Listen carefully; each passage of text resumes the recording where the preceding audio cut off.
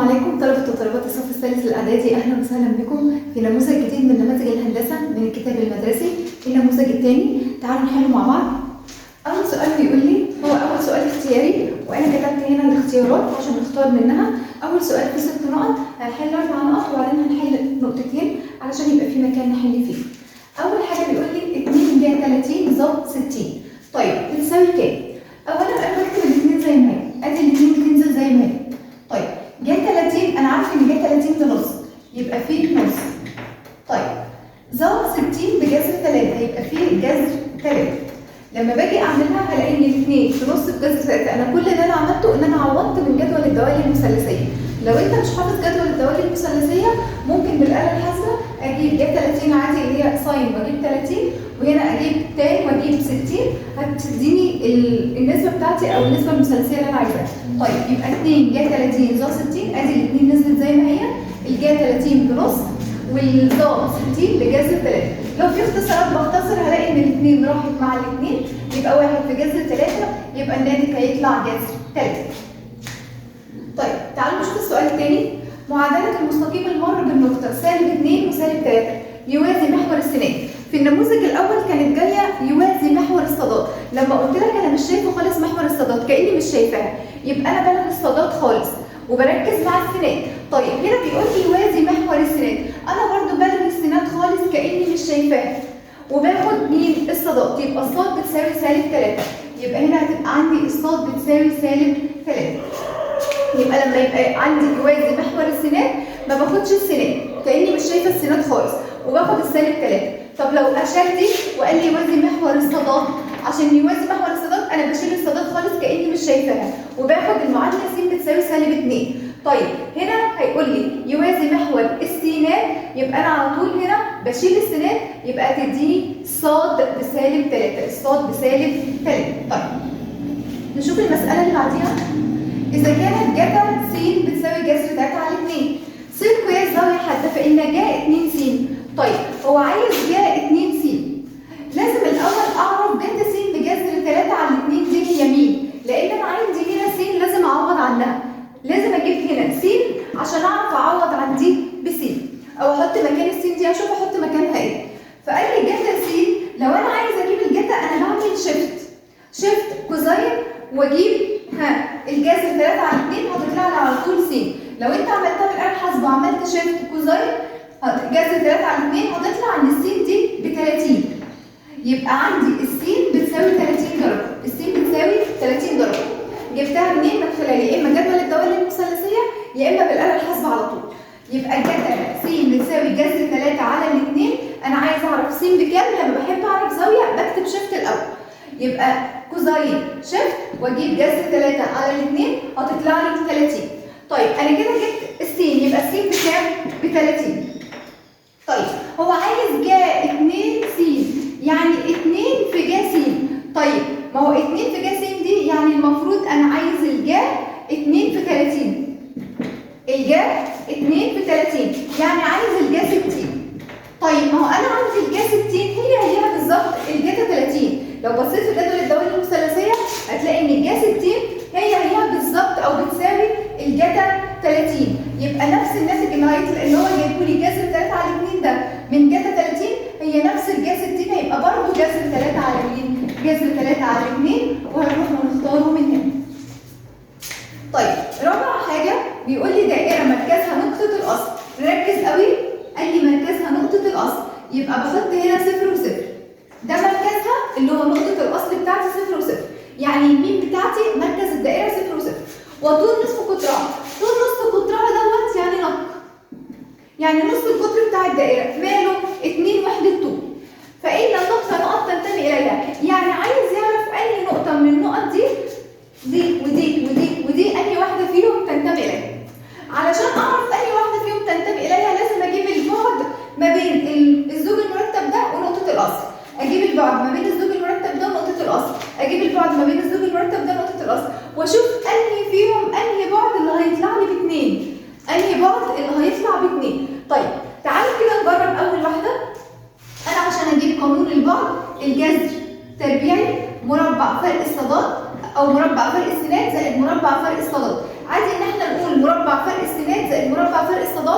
وعايزه ان احنا نقول مربع فرق الصادات ومربع فرق السينات، لان كده كده انا عندي جمع، واحنا واخدين من خواص الجمع الابداعي، فممكن عشان بس لو حد كتب هنا الصادات هي مش غلط، يبقى انا بجيب الصادات واجمعها فرق الصادات واجمعها على فرق السينات، او فرق السينات واجمعها على فرق الصادات، ما اختلفناش، لان من خواص الجمع الابداعي عادي جدا ان انا ابدل.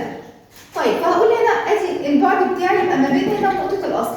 يعني احنا مثلا لو تخيلنا ان احنا عندنا ادي الدائره بتاعتي، دي نقطه الاصل، دي كده نقطه الاصل اللي هي مين؟ طيب نقطه الاصل دي بصفر وصفر، هو بيقول لي طول نص قطرها واحد الطول، هو عايزها المركز بتاعي، يعني طول نص القطر لازم تبقى نقطه على الدائره، لازم تبقى نقطه موجوده هنا على الدائره، يبقى عايز البعد كده، عايز نص القطر، عايز نق. طب هو بيقول لي نق دوت باتنين، هو قال لي نق دي باتنين، نص القطر باتنين، يبقى انا عايز اعرف مين في الازواج المرتبه دي اللي هيحقق لي العلاقه بتاعتي. يبقى انا عشان اجيب البعد بجيب من نقطه الاصل للنقطه ولتكن الف مثلا. يبقى انا عايزه اجيب البعد من م لالف، اشوف من م لالف مين اللي هيحقق لي العلاقه تبقى 2، انهي زوج مرتب في دول هيحقق لي العلاقه بتاعتي وهيبقى نص القطر فعلا ب2. طيب هنبدا هنا هنقول اول زوج مرتب هنجربه هيبقى 1 ناقص صفر، وهنا هيبقى سالب 2 ناقص صفر بيساوي، طيب 1 ناقص صفر 1، 1 في 1 بواحد، زائد سالب 2 ناقص صفر بسالب 2، سالب 2 بسالب 2 ب4 هيديني جذر 5. طب هو عايزها ب2؟ لا ده مش هينفع. طب تعالوا نجرب النقطة الثانية، لو جربت النقطة الثانية هقول سالب 2 هنا هيبقى سالب 2 ناقص صفر تربيع زائد جذر 5 ناقص صفر تربيع.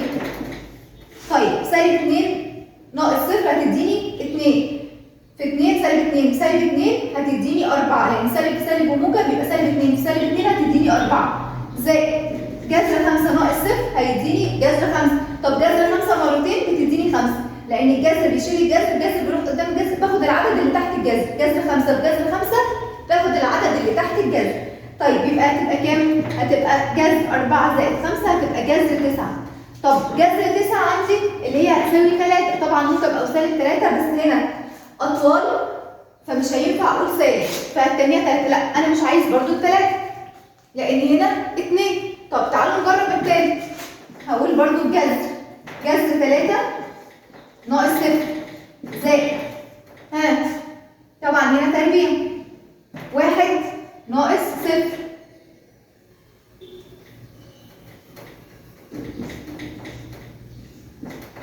برضو تربيع. طيب احط كله تحت الجذر، جذر 3 ناقص صفر هو جذر 3، طب جذر 3 بجذر 3 هتديني 3 زائد 1 ناقص صفر 1، 1 في 1 بواحد بيساوي جذر كام؟ جذر 4. طب جذر 4 بيساوي ايه؟ جذر 4 بيساوي 2 بس. حلو قوي كده، يبقى هي دي اللي انا عايزاها، هي دي اللي حققت لي العلاقه بتاعتي.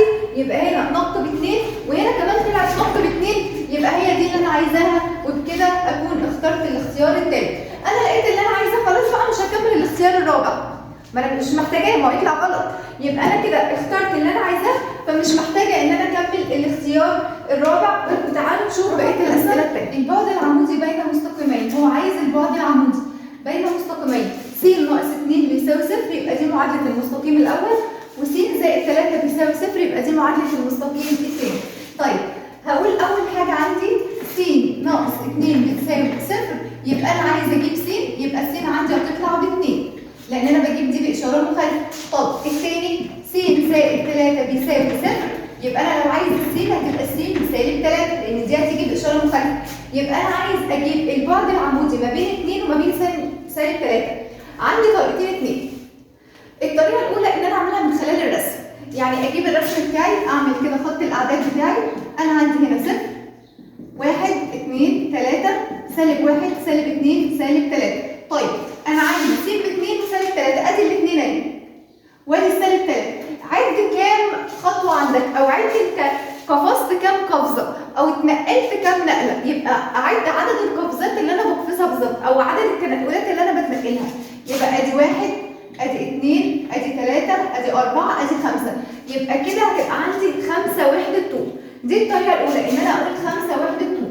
يبقى البعد العمودي ما بين معادله المستقيم الاول ومعادله المستقيم الثاني، او المستقيم الاول والمستقيم الثاني س ب2 وس بسالب 2 طلعت 5 وحدات طول، بجيبها من خلال الرسم. طب في طريقه ثانيه، في طريقه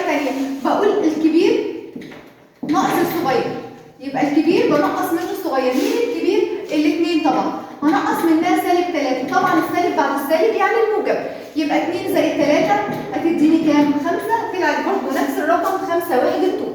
يبقى انا ممكن اجيبها بالطريقه الاولى من خلال الرسم، وممكن اجيبها بالطريقه الثانيه ان انا اقول الكبير واطرح منه الصغير، يبقى 2 ناقص 3، السالب بعد السالب يديني موجب، يبقى 2 زائد 3 ب5. تعالوا نشوف رقم 6 واخر حاجه في السؤال الاول. اذا كان المستقيمان اللذان ميلهما يعني م واحد وم 2. طيب ادي م واحد وادي م 2 متوازيان. كلمه متوازيان دي يعني الميلين بيساووا بعض. كلمه متوازيان يعني الميلين بيساووا بعض. ليه؟ لان انا عندي في قاعده بتقول لي اذا كان لام واحد بيوازي لام 2، اللي يحصل بما ان لام واحد بيوازي لام 2 اذا م واحد بيساوي م 2. بما ان لام واحد بيوازي لام 2 اذا م واحد بيساوي م 2. طب ما تيجي نساوي الميلين دول ببعض عشان اعرف اجيب قيمه مين؟ قيمه كام؟ هقول له سالب 3 على الاثنين هي بتساوي اصلا 6 على كام؟ وحاصل ضرب الطرفين بيساوي حاصل ضرب الوسطين. سالب 3 في كام؟ هتساوي سالب 3 كام؟ طيب 2 في 6 بتساوي 12. يبقى انا عندي هنا سالب 3 في كام؟ بسالب 3 كام؟ 2 في 6 ب 12. انا عندي سالب 3، انا عايز الكام بس؟ اقسم على سالب 3 وهقسم هنا كمان على ايه؟ على سالب 3 عشان اتخلص من السالب 3 لاني عايزه كام بس. شيل السالب 3 مع السالب 3 هيتبقى معايا الكام اللي هي بتساوي 12 على سالب 3 موجب على السالب فيها السالب و12 على 3 فيها الاربعه. يبقى انا كده جبت قيمه كام؟ بسالب 4. يعني لو شلت دي وحطيت سالب 4 هتحقق العلاقه، وفعلا م واحد هيساوي م 2. يبقى لام واحد بيوازي لام 2 اذا م واحد بيساوي م 2، ومن خلالها قدرنا نجيب قيمه كام. رقم السؤال. تعالي نحل السؤال. بيقول لي اذا كانت جتا هي ظا 30 بيساوي جتا تربيع 45. اربط قياس زاويتين حيث هي زاويه حد. طيب لما باجي اعملها انا بمسك المساله واحده واحده. ادي جتا اهي وادي ظا 30 وادي جتا 45 تربيع. جتا تربيع 45. الجتا اهي انا بنزلها زي ما هي جتا اهي لان هي مش موجوده عندي. طيب هنا في علاقه ضرب. ادي الضرب ظا 30 لو دخلنا بالاله الحاسبه وعملنا تان 30 هتديني 1 على جذر 3. 1 على جذر 3 لاني عايز النسبه المثلثيه بتاعت الزاويه، فبعمل للظا على طول اللي هي تان 30 على طول. لكن لو انا عايز اجيب الها، عايز اجيب الزاويه نفسها، انا بعمل شيفت. يبقى سواء في الجتا في الظا اللي هي الساين الكوزاين التان ببدا بمين؟ بالشيفت. لو عايز الزاويه نفسها ببدا بالشيفت. طب لو عايز النسبه المثلثيه بتاعت الزاويه يبقى انا ما ببداش بالشيفت، انا بعمل تان عادي خالص وبعمل 30 بتديني 1 على جذر 3. او لو انا حافظها اصلا من جدول النسب المثلثيه هلاقي ان ظا 30 ب1 على جذر 3 على طول. طيب في سالب جتا تربيع 45 برضه لو دخلت على الاله الحاسبه هلاقي انها بتساوي 1 على جذر 2، وطبعا بحط التربيع. لو مش حافظها 1 على جذر 2 برضه هنعمل جتا اللي هي كوزاين 45 هتديني 1 على جذر 2 على طول لو انا مش حافظ النسب المثلثيه. طب تعالوا نفكها. هيبقى جتا اهي زي ما هي في 1 على جذر 3 بتساوي، هنفك دي 1 في 1 ب1 جذر 2 في جذر 2 هتديني الاثنين. طيب انا عايز جتا اهي، عشان اجيب جتا اهي لازم اتخلص من اللي جنبي. انا عايز المجهول ده بس، لازم اتخلص من الجزء ده. اي كسر عايزه اتخلص منه اضربه في مقلوبه، دي واخدينها من زمان. اي كسر عايزه اتخلص منه اضربه في مقلوبه. يبقى هنقول بالضرب في جذر 3 للطرفين. هضرب في جذر 3 للطرف الايمن وللطرف الايسر. طيب يبقى انا عندي جذر اهي في 1 على جذر 3 هضربها كمان في جذر ايه؟ 3 في سالب النص. ادي النص في جذر 3 لان انا ما ينفعش اضرب في طرف واسيب الطرف الثاني، لازم اضرب في الطرفين الاثنين. طيب هلاقي ان ده راح مع ده، خلاص اتبقى معايا الجذر اهي بتساوي نص في جذر 3 بسط ببسط هيبقى جذر 3 ومقام في مقام 2 في 1 ب 2. طب جذر اهي هتطلع بجذر 3 على 2. هنا بقى انا عايز الايه؟ عايز الزاويه. ما دام عايز الزاويه بقى بعمل ايه؟ بعمل الشيفت. بعمل شيفت واكتب ايه؟ الجذر 3 على 2 بالاله الحاسبه واعمل يساوي اشوف هتطلع كام. هلاقي ان انا عندي الجتا اهي بتساوي جذر 3 على 2 لو عملتها بالاله الحاسبه هتطلع ب 30. يبقى انا عندي جتا 30 جذر 3 على مين؟ على الاثنين. يبقى هو بيقول لي هنا اوجد قياس زاويه ه، هقول له قياس زاويه ه طلعت بكام درجه؟ ب 30 درجه. يبقى زاويه ه طلعت ب 30 جبتها من خلال الاله الحاسبه، او لو انا حافظ ان جتا ه بتساوي جذر 3 على 2 اللي هي جتا ال 30، جتا ال 30 بتساوي جذر 3 على 2، يبقى انا عندي اله بكام؟ اله هتبقى ب 30 درجه. طيب تعالوا نشوف المثال اللي بعده. بين نوع المثلث الذي رؤوس النقط أ 3 و3 ب 1 و5 ج 1 و3 بالنسبه لاطوال اضلاعه. يعني هو جايب لي ان ده مثلث عباره عن 3 ازواج مرتبه 3 نقط مثلث. طيب بيقول لي المثلث ده ايه بقى بالنسبه لاطوال اضلاعه؟ طبعا عندي اطوال الاضلاع 3، اما متساوي الاضلاع، اما متساوي الساقين، اما مختلف الاضلاع. طيب متساوي الاضلاع ده اللي لازم البعد بتاع الثلاثه يطلع زي ما هو، يبقى كده البعد بتاع أ ب يطلع زي البعد بتاع ب ج يطلع زي البعد بتاع أ ج، كده متساوي أضلاع. طيب لو طلع عندي بعدين زي بعض يبقى متساوي الساقين، لو في بعدين زي بعض يبقى متساوي الساقين. طب لو مفيش ولا بعد الشكل التاني خالص يبقى مختلف الأضلاع، يبقى لا ده ولا ده، يبقى مختلف الأضلاع. تعالوا نشوف هنجيبها ازاي. أول حاجة هجيب البعد من أ ب، وبعدين هجيب البعد من ب ج، وبعدين هجيب البعد من أ ج. طيب حافظين قانون البعد؟ أكيد حافظين. طيب قانون البعد بتاعي مربع فرق السينات زائد مربع فرق الصادات. طيب نفس الفكرة هنعملها في كل واحدة، مربع فرق السينات زائد مربع فرق الصادات. مربع فرق السينات زائد مربع فرق الصادات، طبعا تحت الجذر التربيعي، كل ده تحت الجذر التربيعي. طيب تعالوا معانا واحدة واحدة. هناخد أول حاجة أ ب. أول حاجة ميل أ ب. أول حاجة أنا عايزها ميل أ ب. طيب لو أنا عايز ميل أ ب يبقى أنا عندي هنا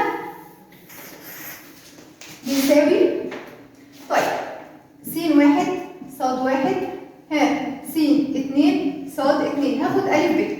طيب أنا عندي هنا السينات يبقى 1 ناقص 3.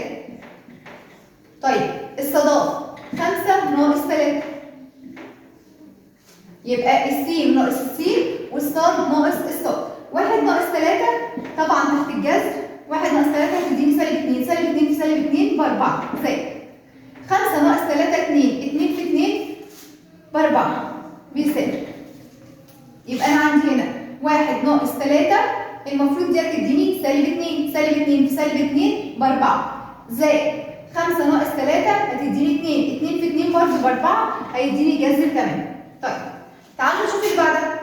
ب ج بتساوي، هشيل دي كلها واخلي هنا الب والج هتبقى دي س 1 ودي ص 1 وهنا س 2 وهنا ص 2.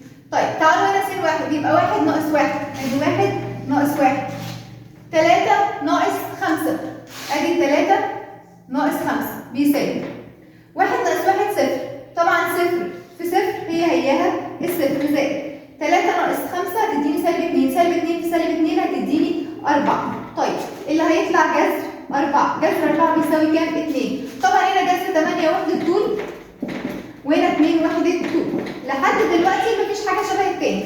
طيب التالت بقى اللي هيحكم إذا كان هيبقى هو لحد دلوقتي خلاص هو مش متساوي الأضلاع. لما اجيب ده بقى هو اللي هيحكم، لو طلع بجذر 8 أو 2 يبقى متساوي الساقين، تمام؟ طلع مختلف يبقى المثلث مختلف الأضلاع. طيب علشان اجيب هنا يبقى انا بقول أ ج، حطها فوق شويه عشان نشوفها، جذر التربيعي برضو فرق السينات زائد فرق الصادات. هشيل دي هتبقى هنا س، انا عندي هتبقى ما بين بقى أ وج، يبقى هنا س 1 هنا س 2 وهنا ص 1 هنا ص 2. طيب هنعمل ايه؟ هنبدا من هنا 1 ناقص 3 ادي 1 ناقص 3. طيب 3 ناقص 3 ادي 3 ناقص 3 بتساوي 1 ناقص 3 سالب 2، سالب 2 في سالب 2 ب 4 زائد 3 ناقص 3 صفر، صفر في صفر بصفر بيساوي، طيب جذر 4، جذر 4 بيساوي 2. طبعا محدش يقول لي موجب او سالب جذر 4، محدش يقول لي هيطلع الناتج موجب او سالب 2، لان دي اطوال دي ابعاد، ما عنديش طول بالسالب، ما ينفعش اجيب طول بالسالب، يعني ما ينفعش اقول الطول سالب 2، ما ينفعش، انا كده بقى كده بنزل تحت الارض.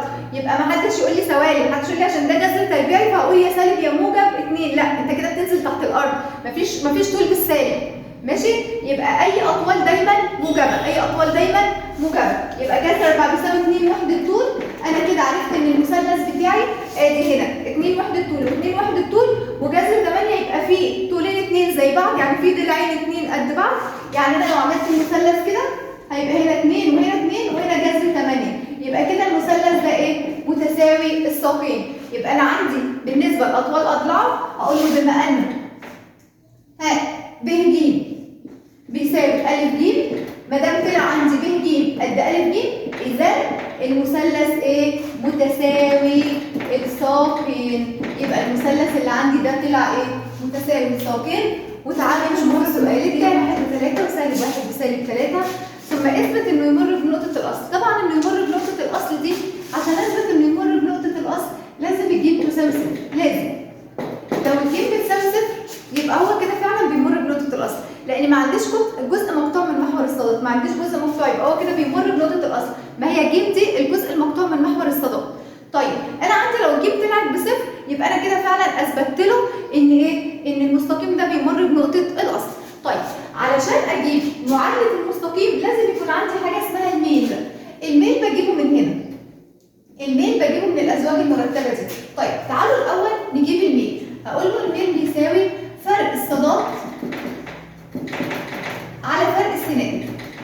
الميل بتاعي اللي هو فرق الصادات على فرق السنان.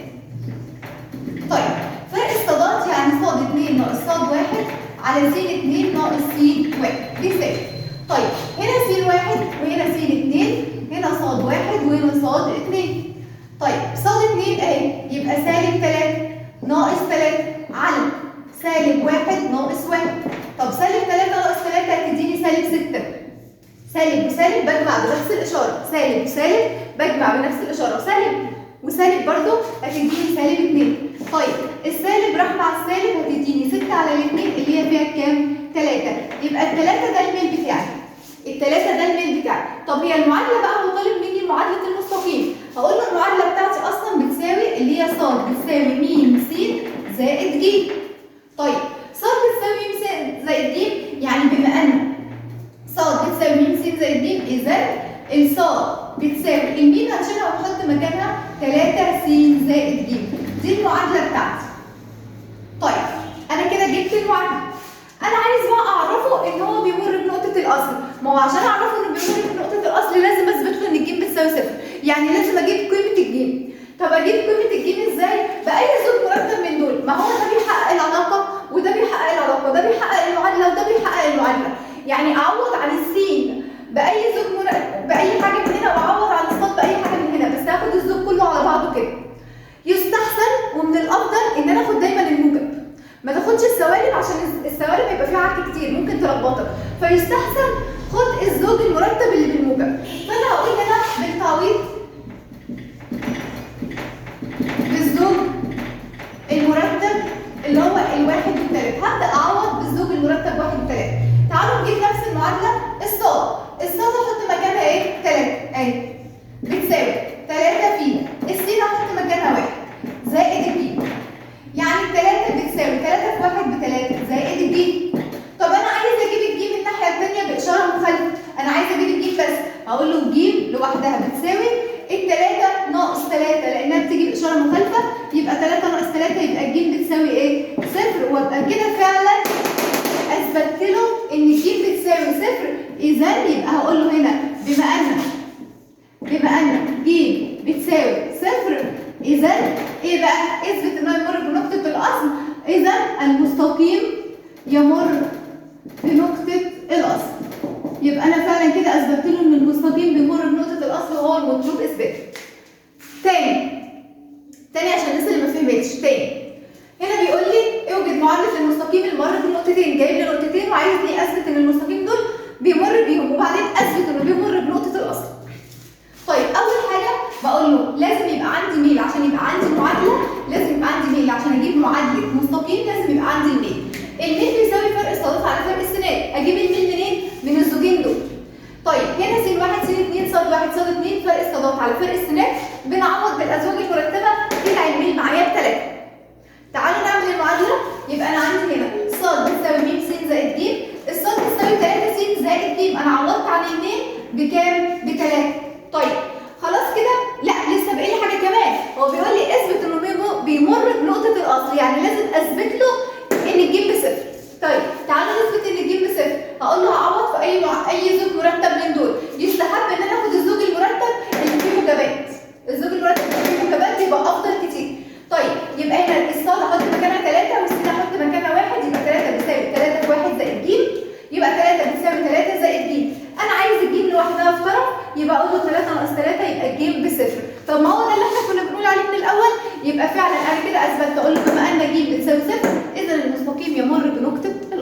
تعالوا نحل اللي بعدها.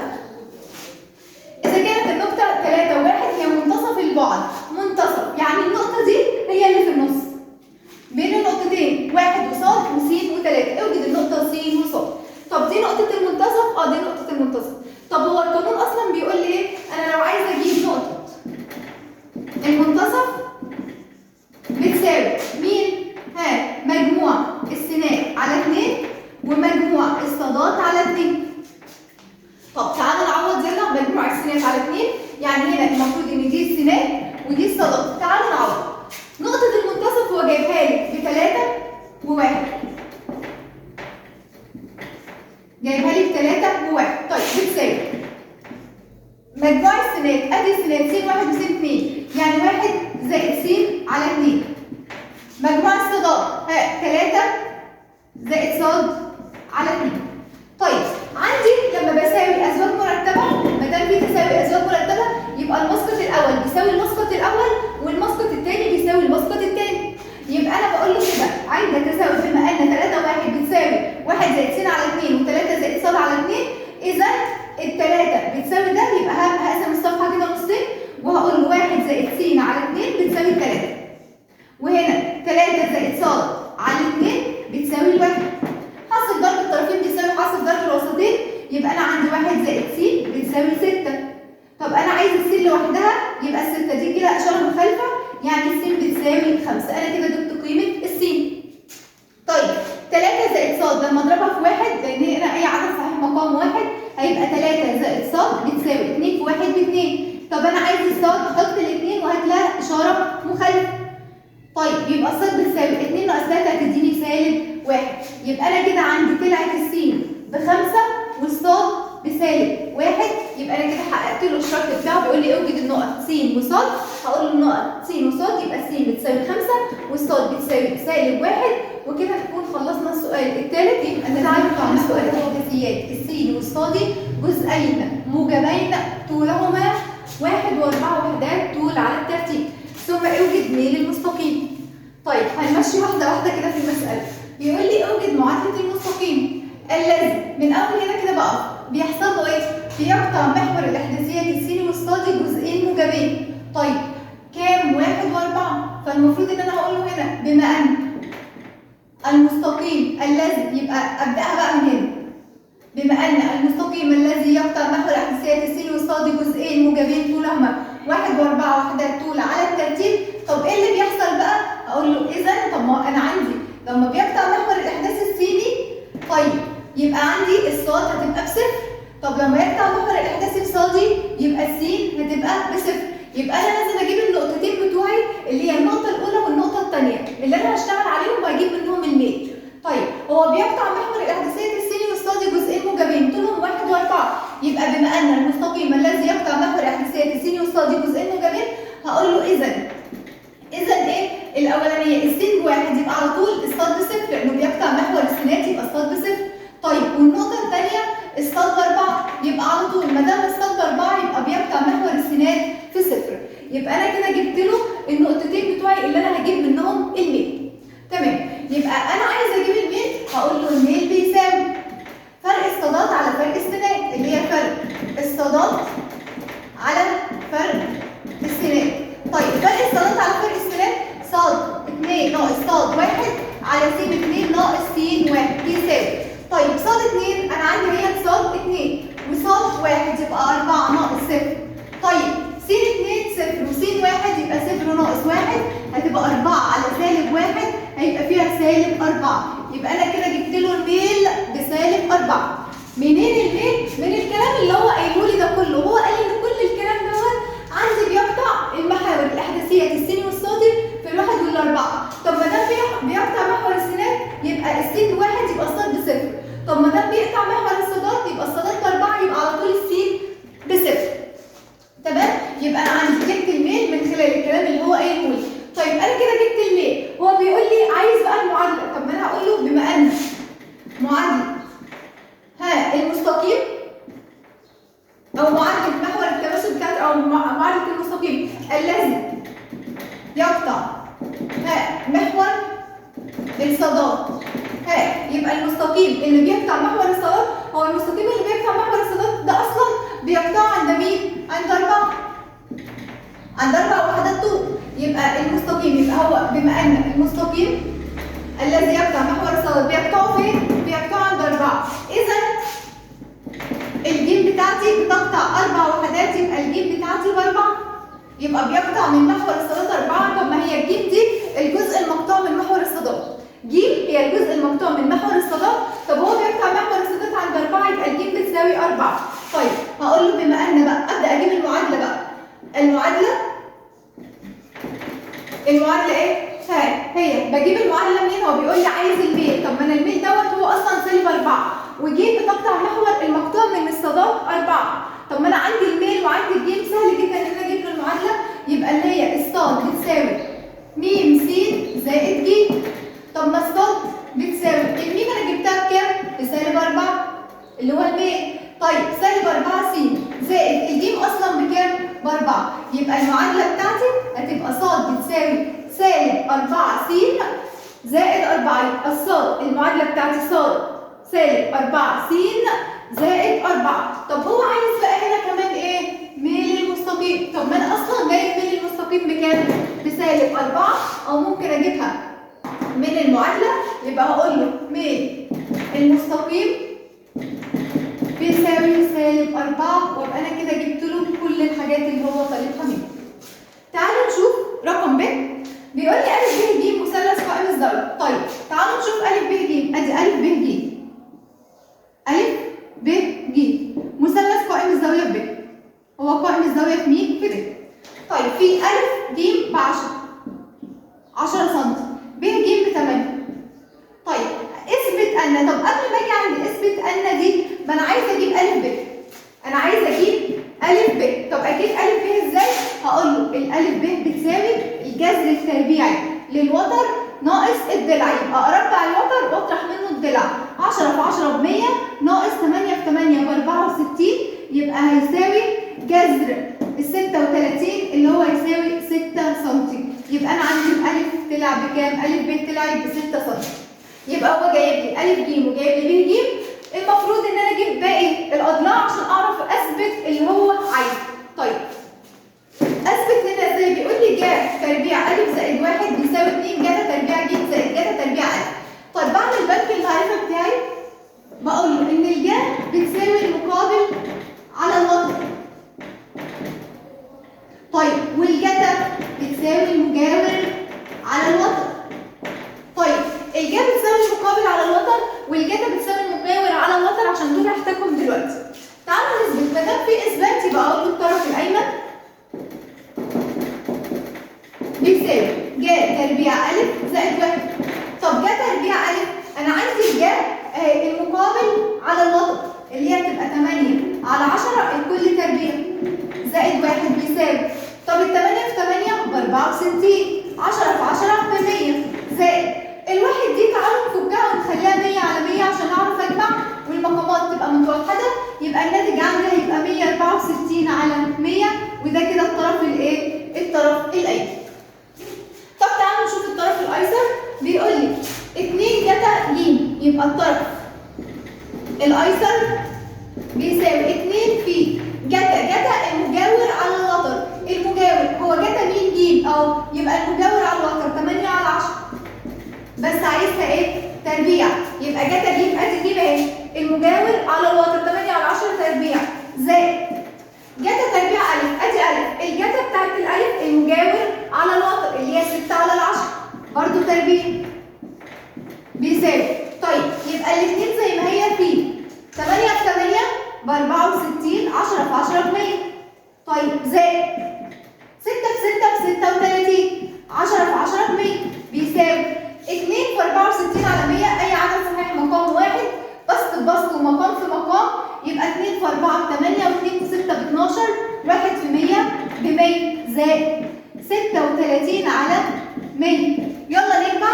8 و6 14، 4 معايا 1 على 2 3 3 و3 6، وانزل الواحد. وطبعا المقامات لا بتتجمع ولا بتتطرح. يبقى 164 على 100. الطرف الايمن 164 على 100 والطرف الايسر 164 على 100. هو بيقول لي اثبت ان هما متساويان. هقول له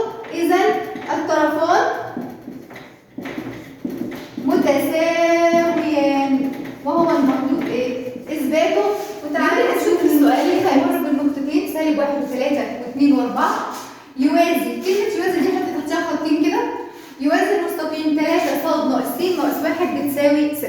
طيب لما باجي اقول هنا انا لو عايز توازي عندي اذا كان لام 1 بيوازي لام 2 يبقى لازم لو انا قلت بما ان لام 1 بيوازي لام 2 اذا م 1 بيساوي م 2، يبقى بما ان لام 1 يوازي لام 2 اذا م 1 بيساوي م 2. طيب لو الميل الاول طلع يساوي الميل الثاني يبقى هو كده فعلا احنا اثبتنا اللي هو عاوزه. طب تعالوا نجيب م 1 الاول. م 1 هنجيبها من هنا. طب الميل بيساوي ايه؟ فرق الصادات على فرق السينات. طيب فرق الصادات اللي هي صاد 2 ناقص صاد 1 على س 2 ناقص س 1 بيساوي. طيب دي هنا س 1 ودي صاد 1، دي س 2 ودي صاد 2، دي كده س 2 ودي صاد 2. طيب صاد 2 4 وصاد 1 3 يبقى 4 ناقص 3، 2 ناقص 1، 2 سالب سالب 1، طبعا السالب بعد السالب هتديني موجب، يبقى 4 ناقص 3 1، 2 زائد 1 سالب بعد السالب بتديني موجب، 2 زائد 1 3، يبقى الميل الاول طلع بتلت. الميل الاول طلع بتلت، لازم الميل الثاني يطلع بتلت عشان فعلا اثبت له ان المستقيم الاول بيوازي المستقيم الثاني. تعالوا نجيب ميل 2. طيب دي المعادله بتاعتي، عشان اجيب ميل 2 هقول سالب معامل س على معامل ص. طيب سالب معامل س هو معامل س اللي هو هنا اهو. طب سالب معامل س المفروض 1. طب سالب 1 هيديني موجب 1 على معامل ص. هو معامل ص هنا ايه؟ ادي المعامل بتاعي اللي هو مين؟ 3. يبقى سالب معامل س على معامل ص، سالب معامل س سالب 1 هيديني موجب 1 على معامل ص اللي هو 3 برضه اداني التلت. يبقى المستقيم الاول ميله نفس ميل المستقيم الثاني. هقول له بما ان هو جايب لي هنا لام 1 بيوازي لام 2 بيقول لي اثبت ان المستقيم، هقول له هنا اذا المستقيم الاول يساوي المستقيم الثاني، يبقى المستقيم الاول يوازي المستقيم الثاني. يعني ما دام عندي م 1 بيساوي م 2 يبقى فعلا لام 1 بيوازي لام 2 وهو المطلوب ايه؟ اثباته. وتعالوا نحل رقم ب.